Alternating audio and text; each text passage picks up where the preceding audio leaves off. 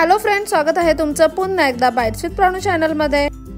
आता ना आपल्याला बटाट्याच्या पुऱ्या बनवायच्या आहेत। त्यासाठी सगळ्यात पहिल्यांदा आपण इथे बटाटा घेतलेला आहे। एक बटाटा मस्त असं सोललाय आपण आणि त्याच्या अशा पद्धतीने तुकडे केलेत। साधारणतः 4-5 मिरच्या घेतलेल्या आहेत। इथे आपण कोथिंबीर घेतलेली आहे। आता ना हे सगळं आपल्याला मिक्सरला वाटून घ्यायचं आहे।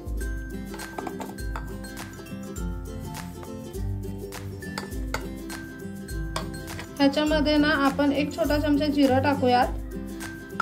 आता ना हे सगळं मिक्सर मधून आपण वाटून घेऊयात।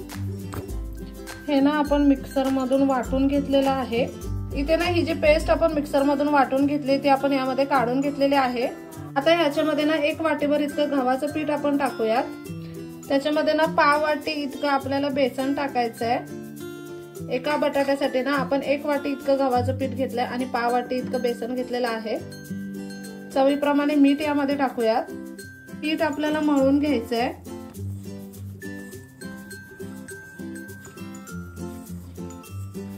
गरज लागली तरच आपल्याला यामध्ये पाणी ऍड करायचंय।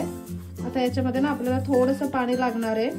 आता ना इथे या मिक्सरच्या भांड्यामध्ये आपण वाटून घेतलं होतं सगळं, त्याच्यातच थोडंसं पाणी ऍड केलंय म्हणजे जेणेकरून हा एक्स्ट्राचा मसाला आहे जो वाया जाणार नाही। आणि ह्यातलंच थोडं पाणी आता आपण पीठ मळण्यासाठी वापरूयात।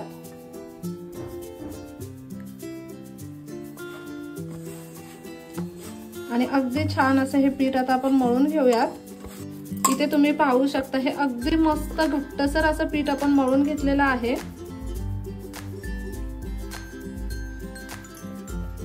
हे पीठ आता छान असं मळून घेतलंय आपण। आता ह्या पिठाच्या आपल्याला पुऱ्या लाटून घ्यायच्यात।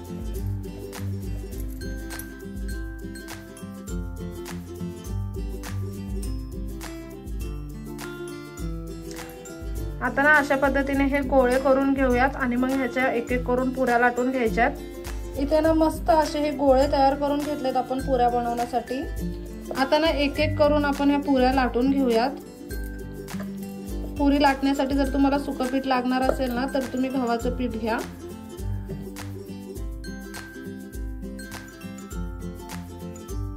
आणि घट्ट पीठ असल्यामुळे ना काही सुक्या पिठाची पण गरज लागत नाही। इथे तुम्ही पाहू शकता अगदी छान अशी पुरी लाटली जाते। खूप जास्त जाड सुद्धा नाहीये आणि खूप जास्त पातळ सुद्धा नाहीये पुरी। अशा पद्धतीने आता ह्या सगळ्या पुऱ्या आपल्याला लाटून घ्यायच्या आहेत। इथे ना या मस्त अशा सगळ्या पुऱ्या आपण लाटून घेतलेल्या आहेत। इथे तेल सुद्धा अगदी छान असं गरम झालंय। आता ना आपल्याला लगेचच पुऱ्या फ्राय करून घ्यायच्यात।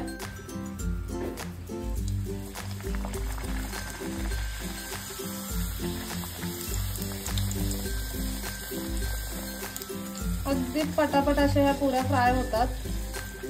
तेल मस्त गरम झालंय।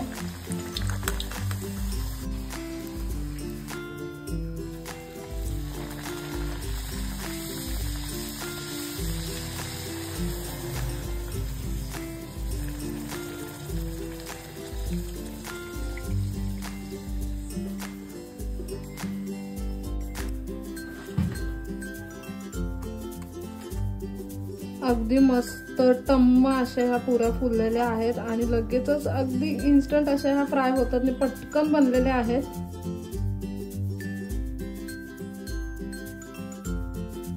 अगदी इन्स्टंट अशा ह्या पुऱ्या बनवून तयार आहेत। खूप सोप्या पद्धतीने आपण ह्या पुऱ्या बनवल्या। तुम्हाला जर प्रवासाला वगैरे कुठे जायचं असेल ना तर ह्या पुऱ्या तुम्ही डेफिनेटली नेऊ शकता। 3-4 दिवस अगदी आरामात टिकतील आणि ना फक्त 10 ते 15 मिनिटांमध्ये बनतात। मस्त अशी लुसलुशीत पुरी बनलेली आहे। तुम्ही ना नुसत्याच सुद्धा ह्या पुऱ्या खाऊ शकता। चहा सोबत सुद्धा अप्रतिम लागतात किंवा नुसत्याच खायला सुद्धा खूप छान लागतात। तुम्ही ना नक्की ही रेसिपी घरी ट्राय करा। व्हिडिओ कसा वाटला मला कमेंट करून नक्की सांगा। चला तर मग नेक्स्ट व्हिडिओ मध्ये भेटूया। तोपर्यंत मस्त खा, भरपूर फिरा आणि आनंदी राहा।